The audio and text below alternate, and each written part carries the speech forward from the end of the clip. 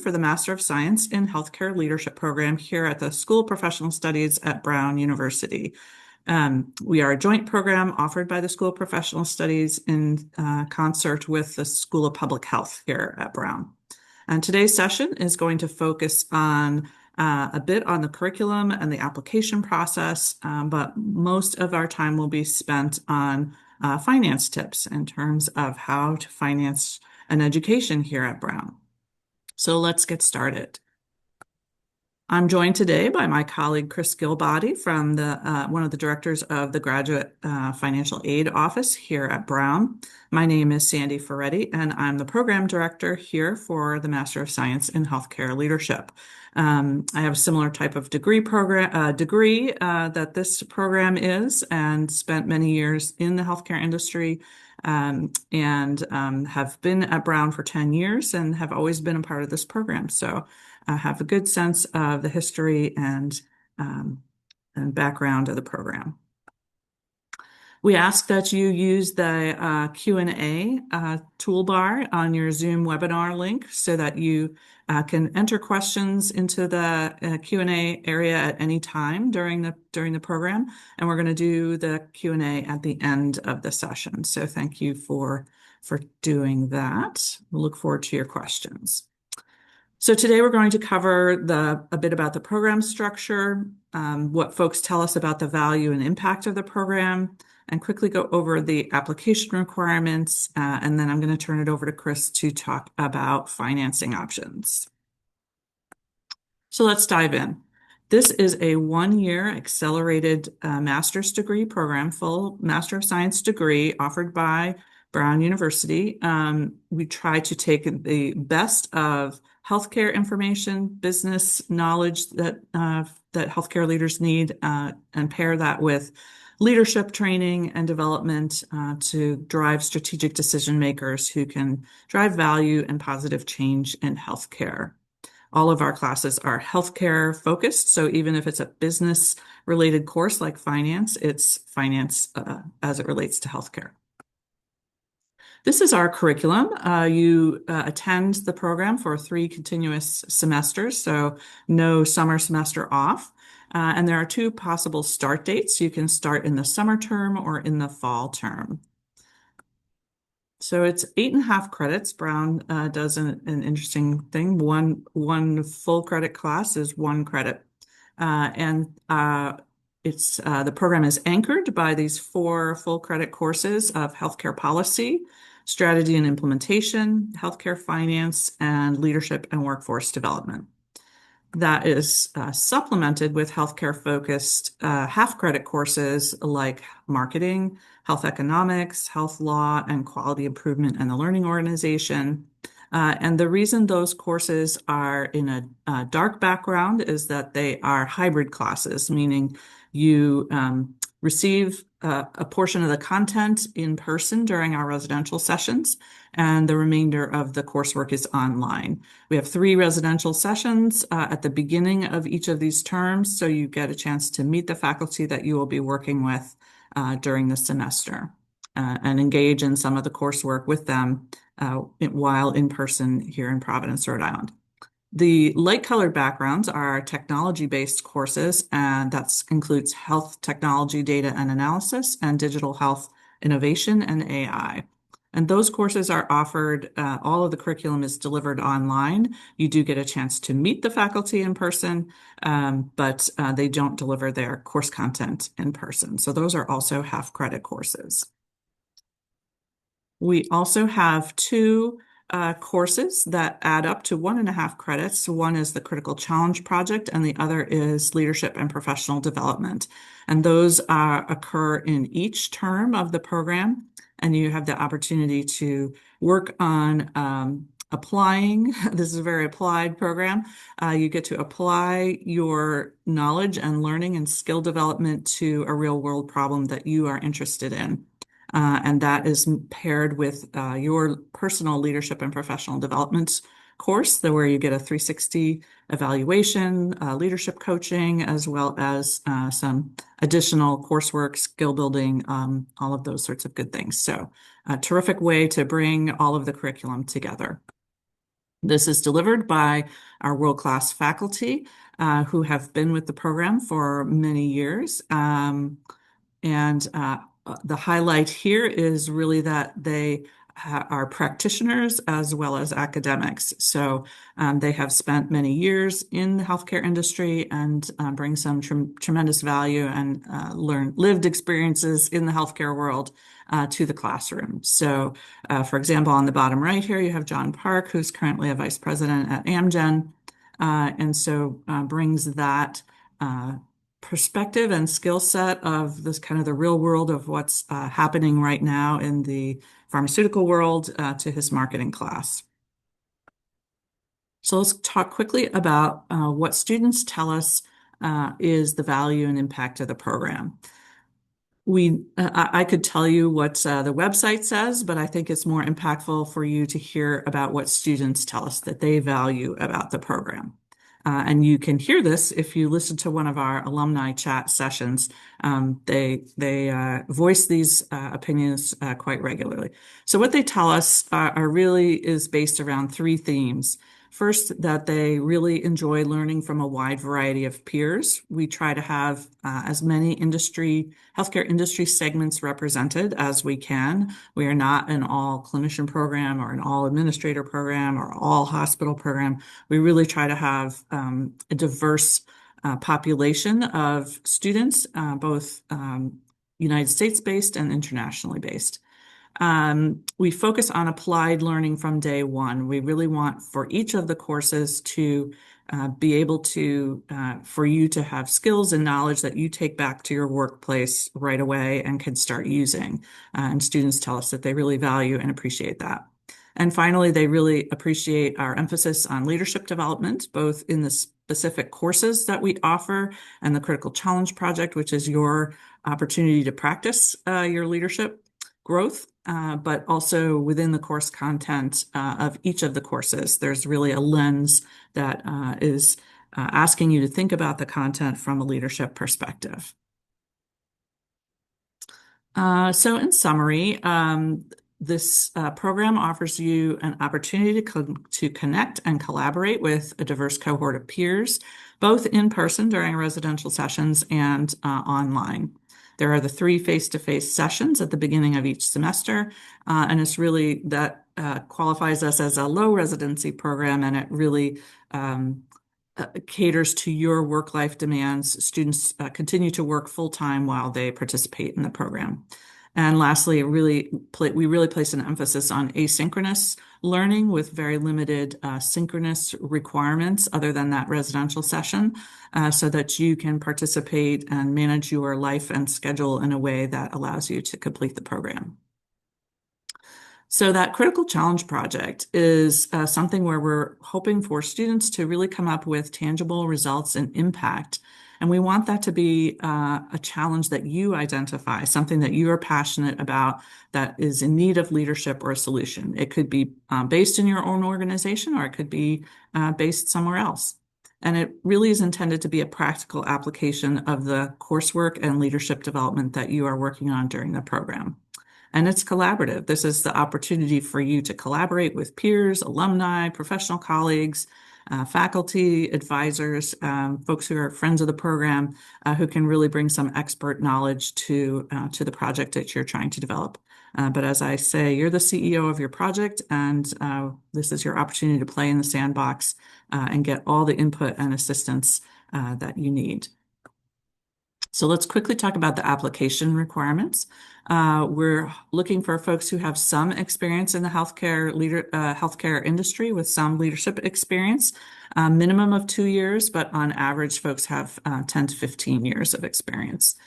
They are folks who seek to broaden their knowledge, skills, and perspective to propel their career growth and healthcare impact. They want to engage and expand their network of experts and peers from across industry sectors, and they need that flexible learning format to be able to continue to work full-time while they are enrolled in the program. There are 6 easy steps to applying to the program. First is the sort of demographic application form where you fill in name, address, all that good stuff. And there is a $200 application fee. If you are attending this program live, we will automatically waive that application fee. We ask that you supply a personal statement, which addresses why you're interested in attending the program, what you hope to get out of it, and how your participation is going to enrich the experiences of others, because this is a really peer learning environment. Next is a critical challenge statement that where you describe a critical challenge related to your field that you would like to work on, or maybe in a new sector that you would like to be able to work in. We require 3 letters of recommendation, and we recommend that you put those names into your application as soon as possible, because that tends to be the longest part of the process in terms of getting a completed application for us to review. We need your resume or CV, and ultimately we will need official transcripts. During the application process, we are able to accept unofficial transcripts at that time of submission. If you are admitted and you elect to attend and join us here at Brown, we will ultimately require those official transcripts. We do not require any testing. GRE or GMAT, those types of testing. If you are a foreign student, international student who received their bachelor's degree in a primary language other than English, you may be required to submit some English proficiency testing scores. But other than that, no testing required. So here's some quick tips on writing a strong personal statement. Be sure to highlight your professional excellence and achievements. What have you accomplished so far? What your academic background is. Be sure to include why you want to attend the program. What are your professional goals or other interests in relationship to why this is a good program for you? And how you're going to contribute to that peer learning environment, as I mentioned. So the Critical Challenge Project is a statement that we ask you to provide, focuses around these 4 themes that we ask you to describe in your Critical Challenge Project statement. What are the complexity and challenges of the problem? Any technical, organizational, or social barriers and constraints? The specific work you anticipate completing while a student at Brown. We know that a 1-year program is a really quick turnaround time. We're not expecting that you complete and implement the project by the end of the program. So we're asking you to think about a little bit broader scope. So for your statement for the application, talk about what you hope to accomplish by the end of the program. And deliverables for your project beyond the academic requirements of reports and things like that. So that is that. We must receive all your application materials in order for us to begin to process your application. Those who are eligible are invited to a video interview, which is an opportunity for you to get to know us a little bit better and us to get to know you. We have a rolling admissions process, so we try to make a really quick turnaround time with regard to admissions decisions. And we put on the slide here within 6 weeks, but it's generally more like 1 to 2 weeks, depending on the time of year. And then accepted students provide us with a non-refundable $1,500 deposit to secure their place that is applied to your tuition cost. So it's not like that money goes away. And finally, you will receive any scholarship information at the time of admission. So you have all that information in hand to make an informed decision at the time that you hear from us. All right, and that is it for me, and happy to answer questions about that as we get to the end of the session. I'm going to stop sharing for the moment so that my colleague Chris Gillbody can share his presentation and give you some information about financing your education at Brown. So welcome, Chris, and thanks for joining us. Thank you, Sandy. So as Sandy mentioned, my name is Chris Gillbody, and I work in the Office of Financial Aid. I'm one of the directors here in the office. We're located in Page Robinson Hall on the 2nd floor. So when you do come to campus, you're welcome to stop by and visit us.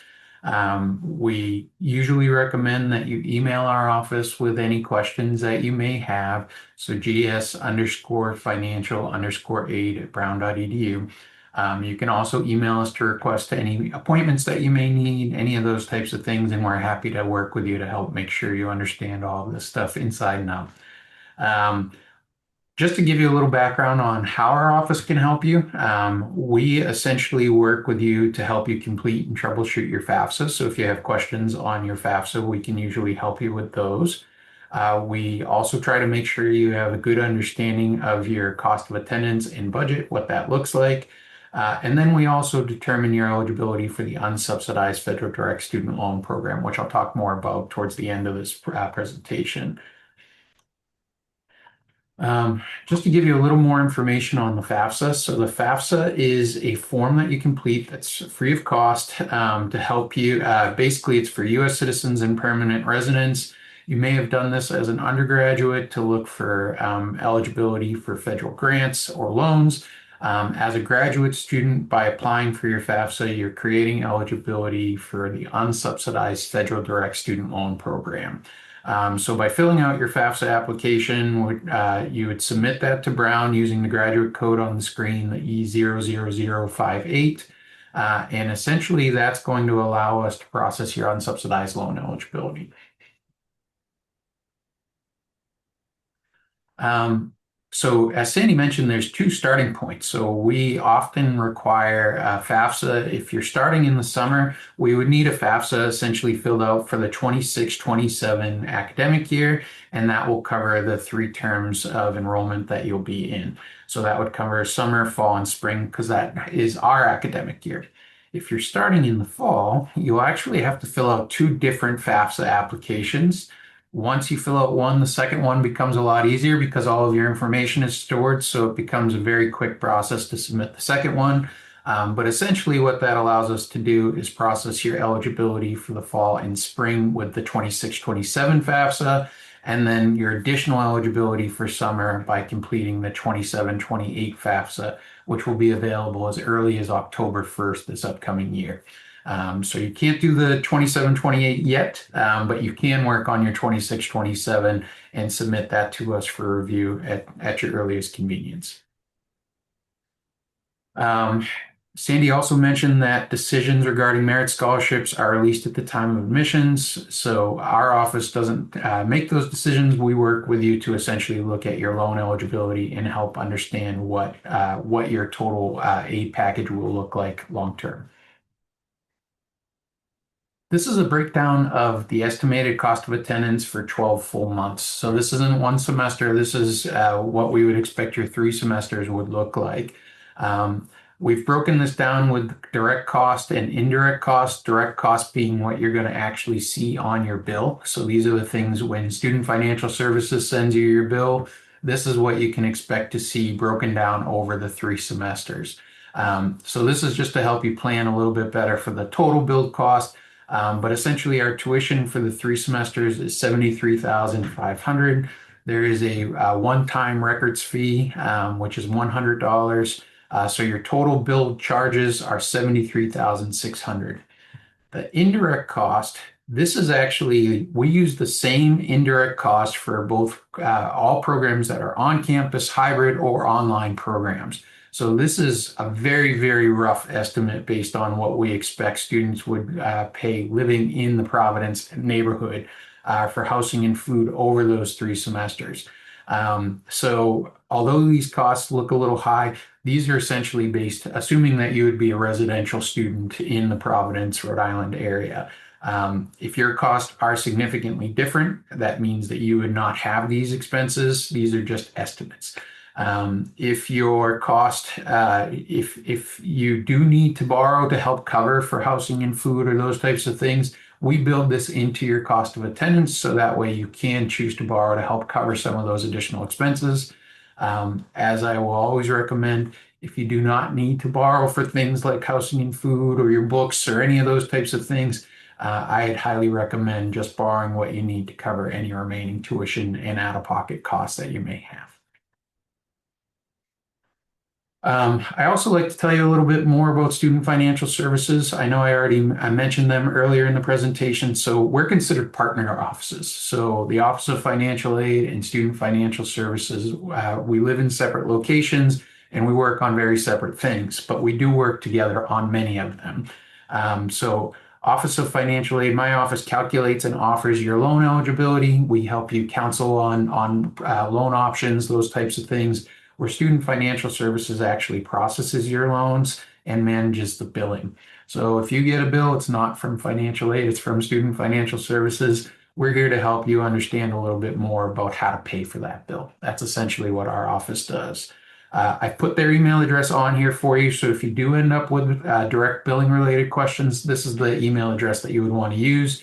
If you do send it to our email that I sent to you, that I had up on the screen earlier, we will make sure that you get connected with Student Financial Services or try to help you troubleshoot it as much as we can on our end as well.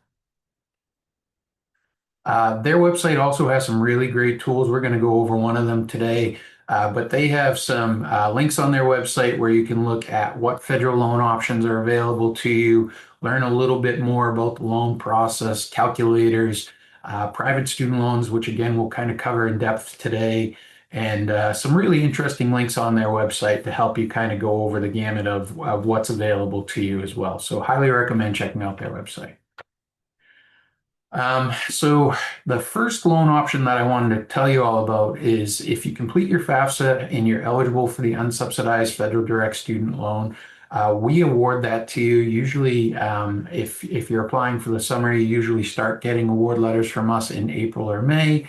And that award letter will be based on your total direct loan eligibility that's available to you. For the 25-26 year, the interest rate was 7.94%. That will change in May or June of this upcoming year. We have no idea what that's actually going to look like, but because interest rates have been steadily going down over the last few months, I expect that may be the case with this interest rate as well. But we won't know for certain until May or June. The origination fee has held steady for the past several years. It's 1.057%. So what this is a processing fee that the Department of Education assesses on their federal loans, specifically this amount on the unsubsidized federal direct student loan.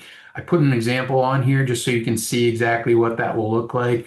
The loan essentially has, if you borrow $10,000, it would have a fee of $105 and some change, which means you would actually net $9,894 out of that $10,000. The other $105 is essentially a fee. You will still pay interest on the full $10,000 loan that was borrowed. So that's just an example to give you an idea. Once interest rates are out, we tend to update our website. Student Financial Services updates their website, and the federal websites will also be updated with new interest rates for next year when they're available. This is just to give you a general idea of the loan limits. So the annual loan limit for the unsubsidized federal direct student loan is $20,500. If you're not enrolled full-time, that number can change. So that's not a guaranteed amount. That is based off of your enrollment pattern. If you're in the standard enrollment pattern, I expect that you will be eligible for the full $20,500. The way we look for additional loan eligibility is this basic formula that we have on the screen here, which we take your cost of attendance, we subtract out any scholarships that you may be receiving either from Brown, from any outside agencies, from employers, anything along those lines. And basically that's what tells us what your remaining loan eligibility will look like. Once we add in that unsubsidized loan, then essentially this is another example, but you'll see your direct cost of $75,600 minus your scholarship will give us your total loan eligibility of $60,600. And then this gives you an even further breakdown. Once we add in that unsubsidized loan, you would potentially be looking for a supplemental loan to help cover remaining costs. And that supplemental loan eligibility in this scenario would be $40,100 if you're not planning on paying anything out of pocket. So that's kind of just a rough idea on how our loan eligibility formula works, so you can get a better idea of what you may need to borrow. So this is a tool that I wanted to talk a lot more about because I think it's going to be extremely helpful for many of you. So what this tool is it's called Fast Choice. This is a tool that we work with an outside agency to help provide a historical private lender list for people to review. So what this list does, I'm actually going to click on it. And Sandy, if you don't see this pop up, please let me know. I haven't shared this way in the past, so let me pull this up quickly. All right. So this tool is wonderful. What it does is it allows you to basically compare private loans side by side. This screen is just welcoming you to the tool itself. It is offered by Brown. This is actually handled through Student Financial Services, but we have our logo on here, so you know that you're going through a partner website. Um, this disclosure is essentially to let you know that we're using a historical list of private loan lenders. This means that our students have borrowed from these lenders at least 5 times in the past 3 years. So it is a pretty comprehensive list of the options that our students have used pretty regularly along the way. You can also see our University Code of Conduct for educational loans. All that essentially means is we're not recommending any particular lenders to you. It just means that the expectation is that you will have to do some research on this and choose a lender on your own as well.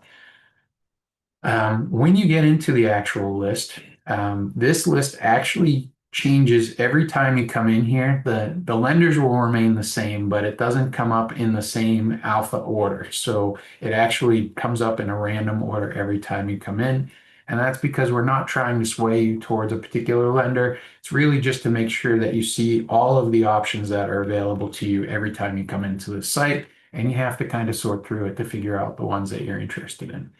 You can sort by APR, you can sort by grace periods, lender name, you can do any of that stuff on the sort results by section here.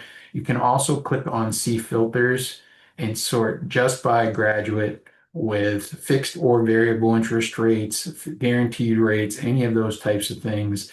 I'm just going to click on graduate so you can see a better idea of what options are available to you.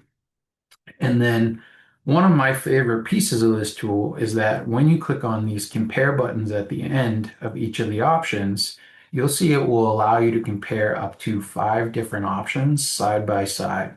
So you can get a much better idea of what options are available to you as a student and what the interest rates are and terms and conditions are. So it's a very, very helpful tool in my opinion. I'm going to pull up a couple of different options from a couple of different lenders just to show you some general information.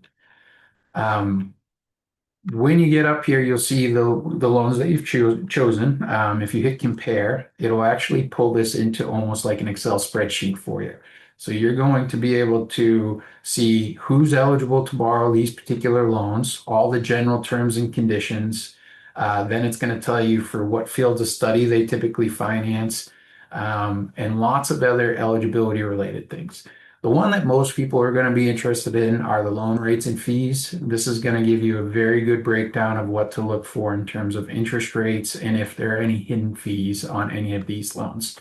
I will say most private lenders do not have hidden fees or origination fees, but you always want to double check. This is one of the things that helps these loans stand apart from federal loans.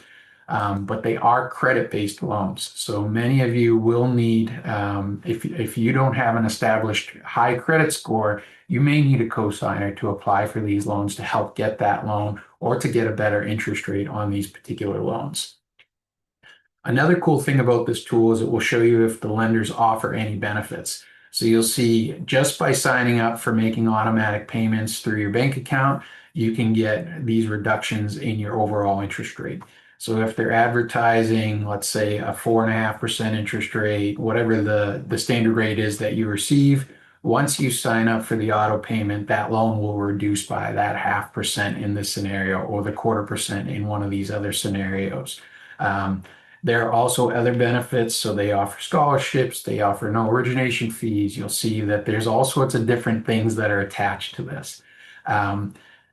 There's one loan on this list that I always do like to mention for any students who may not be from the U.S. or a permanent resident. This Empowers financing is historically known to be a no cosigner loan. That's helpful for domestic students as well, but for international students who do not have a US-based cosigner, this can often be one of the only options that are available to international students without a US-based cosigner. So I highly recommend checking this site out, comparing these options, getting a good idea of what might be available to you, and I believe this will be a really helpful tool to help get you there. So I highly recommend it. It's definitely worth looking through. There have been changes to loans in the past year, so this will be one of the new options that many graduate students will have to review. And I believe if you wait till closer to April or May, you may see even more competitive interest rates in a variety of products that may not currently be available that may be in your best interest. So highly recommend checking out this site. Interest rates are updated by the lenders, so it's not up to Brown to update this. So they should be current and up to date often. And when new products become available from any of these lenders or in future semesters, there will be more options added to this list as well. All right, I'm going to go back to my presentation.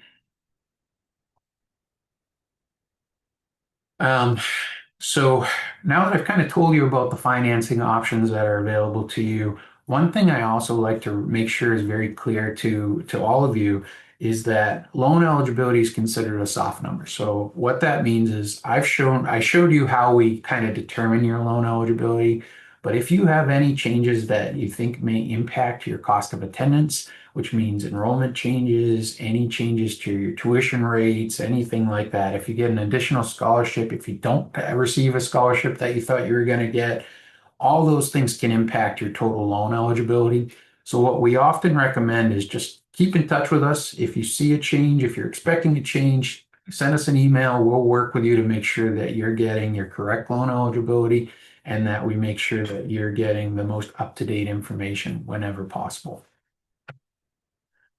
For loan disbursement. So many students ask when they can expect to get their loans, and if they borrow above and beyond tuition and fees, if they're expecting any sort of refund, when will those funds be available?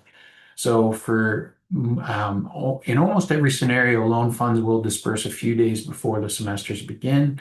Refunds of excess loan funds will begin to process after the first day of classes. Um, the summer semester is a little bit trickier because the fiscal year for the Department of Education isn't until July 1st. So oftentimes refunds, if you're looking for one, will not be available until July 1st, even though you typically start earlier than that. And that's because we have to wait for the new fiscal year to disperse those funds. So if you're enrolled for the summer semester, just know that we try to get you your funds as quickly as possible, but it may not be until after July 1st. Then in the fall and spring, we will make sure that those get processed as close to the first day of classes as humanly possible. And that will be dependent on making sure that you have all your paperwork done and have submitted everything that you needed to for our purposes as well. It also is important to remember that you need to plan very carefully for your first months of living expenses. Even if you're living elsewhere, you just want to make sure that you have those funds available to you and have planned for when those funds are going to be available to you. So definitely keep that in the back of your mind if you're choosing to borrow any additional funds for living expenses. Brown also offers, through Student Financial Services, an installment payment plan. So if you would like to use a combination of loans and the payment plan, that is a possibility. The only thing that would mean is you would not be eligible for a refund. It would just cover any remaining balance that's on your account could be signed up for the installment payment plan. Our professional programs do have a different schedule than in some of our other programs. So basically, this is last year's schedule, so you can see a good example of what that will look like. These dates will all change just a slight amount for next year. So instead of May 8th, June 8th, July 8th, you may have May 9th. It may be a day or two off in one of the directions. But that will all get updated on our website, and you'll receive communications when you receive your bills with more specific information about this as well. But the way this works is it allows you to sign up for any remaining balance on your account into a payment plan of either three payments or two payments, as you can see on it for the summer, and four payments or three payments for the fall and spring. So anything that's remaining gets split out over those number of payments, and that's all determined by the time you sign up for the installment payment plan. There is a non-refundable enrollment fee for the payment plan. It's $75, but that's in lieu of any interest accumulation or late fees or anything along those lines. Um, if you do not sign up by the enrollment deadline, the final enrollment deadline for the payments, they will not enroll you into these payment plans. So I just like to be very clear about that. If this is something you want to use, you're going to want to make sure you do it before the second posted deadline, the May 21st, September 7th, or February 7th, with the updated dates when those become available. And lastly, I just want to talk a little bit about veterans benefits. So Brown is a yellow ribbon program. So what that means is we have unlimited yellow ribbon spots. We accept Chapter 33 benefits and other veterans benefits as well. So if you're not a 100% eligible Chapter 33 veteran, we still accept your benefits. What you would want to do is submit your certificate of eligibility to professional@brown.edu for review. We will then help communicate to you what we expect your benefits are going to look like. So both your both the VA benefits are matched with the Yellow Ribbon program here at Brown. So what that means is if you have an excess amount of tuition of say $10,000, you would receive $29,920 from the VA to put towards tuition and fees. That additional $10,000 will be split between Brown and the VA to help cover any remaining tuition and fees costs that you have. Very, very interesting program. If you have questions, definitely reach out. We can help answer those for you and show you exactly what that will look like in your scenario. But to get a good estimate, please reach out. We'll be happy to help guide you through that. And last but not least, like I said, just make sure that if you have questions or need any help that you're reaching out to us. So our email address again is gs_financial_aid@brown.edu. That is monitored daily, so we look at that pretty frequently, and we will make sure to work with you to make sure you have all the options that are available to you along the way. And with that, I'm gonna turn it back over to Sandy. Great. Thanks so much. That is like so much information, and I'm sure it's a lot to process. And we really appreciate your the work that your office does in helping students navigate the challenging process of getting financial aid. So I'm just going to share my screen for fun here. Which is going to show us the Q&A slide. And Emma has been monitoring the Q&A and questions, and I think there's a couple of questions in there that would be good for the whole audience to hear. So, Emma, can you help us out with that? Yes, so our first question, if I have a private student loan from an international bank or credit union, will the financial aid offices be able to support in the same way as FAFSA or budgeting? Yes, so that's a great question. So one thing I didn't mention when we pulled up Fast Choice is that Brown works with all private student loan lenders that are out there. So we don't dictate who you borrow with or any of those types of things. That tool is just meant to be a tool to help you. Rather than go into Google to search for a loan, we want to make sure that you have a reputable source to go through and look through all that information. But if you have a lender from a site that's not on our list, we will still actively support you. Really, what we just need to know is the amount that you're going to be borrowing, and it will come through a certification process very similar to what happens with any of the lenders on our list. And all that will be posted on your award, should disperse around the same times. Everything should be very, very similar. So yes, we're happy to support you, regardless of which options that you choose. And so, just to follow up on that, Chris, I think part of the question was support around the budget planning process for like how much to borrow and what do I need and things like that, that your office is still available to help with that, even for international students. Absolutely, yeah. So the cost really don't change much between the direct cost really don't change much in terms of what an international student or a domestic student may encounter.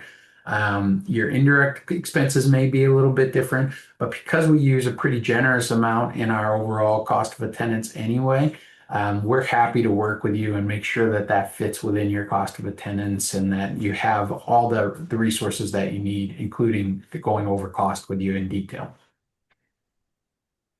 Yes, and for international students, there's also we have a very strong office here on International Student Support Services, who will help you through the financial documentation that you need to provide for your visa to attend the residential sessions and whatnot. And they are also a really great office here at Brown.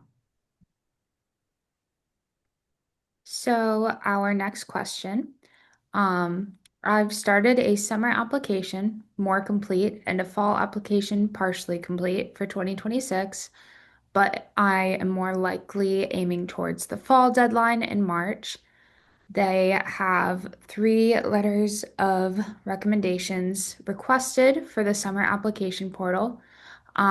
Do I need to re-request those letter of recommendations, or can I transfer them from summer to the fall application? You certainly can. You only need to complete the application process once, and we can work with you on the back end to apply your application to whichever term you are applying for. Um, I will note that there are some financial incentives currently available to folks who are applying for this summer, so you might want to consider that. You should have received an email in your inbox if you're already um, uh, tagged into us. So look for that information or reach out to professional@brown.edu. For folks who are who click the submit button on their application by February 16th, there's an additional tuition scholarship. Thank you. Um, we have another question in here. And it's one of our last questions. I'm going to put out a final call. If you have one yet to be answered, please submit it at the bottom of your Zoom screen. But we have a question asking what the total cost for the program duration is. Yeah, happy to take that one. So the direct cost for the total length of the program is estimated to be $75,600. And that those amounts could change. We're waiting for our corporation, which is our board of trustees, to meet and finalize those rates. That usually happens at the beginning of February. But those costs, that's reflective of what it was for this current academic year. Thank you. No problem. And our last question, um, does Brown accept outside scholarships for the professional masters? Absolutely. So we're happy to accept outside scholarships. What we do is we just ask you to notify us of those outside scholarships by email, so that way we can update your estimated award, and we can actually have those outside scholarships memo on your bill, so you're not responsible for paying that up front, and you can essentially use that memo to help minimize how much you have to send to Brown after the fact. So yes, we work with all outside agencies to accept those funds as well. There are also a number of companies that offer support for educational programs, and so there's a just kind of a federal maximum on that. So a number of folks will take advantage of that at their companies, or they will also we also work with companies on a corporate match, and we will. So if your company gives you up to 20%, we will match 20% here. So that's a significant benefit if your company is interested in supporting you on your journey. So if they offer you 10%, we can match 10%, et cetera. So up to 20% can be a corporate match program. we would just need documentation from you that from the employer that they're providing that much assistance. Thank you. One last question did come in here. If selected for the program for the on-site in-person days, will the school provide a list of recommendations for hotels, Airbnbs that are usually preferred by students close to the school? Yes, we have our own Google site that has just tons of information about coming to Providence and Brown. There is a hotel that is literally not even across the street. It's just next door to the building, the classroom building where classes are held. So many students choose to stay at that hotel. But yes, we do provide as much assistance as we can as far as you planning your travel.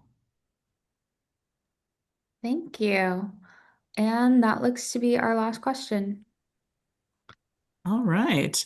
So thank you so much for attending today and the great questions that came in. And thank you, Chris, for joining us today and sharing the amazing process that we have here and support that we have for students to finance their educations here at Brown. So if you have any questions, please continue to stay connected with us. Here's our general admissions support phone number. You can always reach out to us through professional.brown.edu. There's lots of information on our website about the program and how to connect with us, as well as direct email by professional@brown.edu. So thank you very much for joining today, and we look forward to your applications and watch for further information sessions. There's more coming up in the near future. So thank you, everyone. Thank you.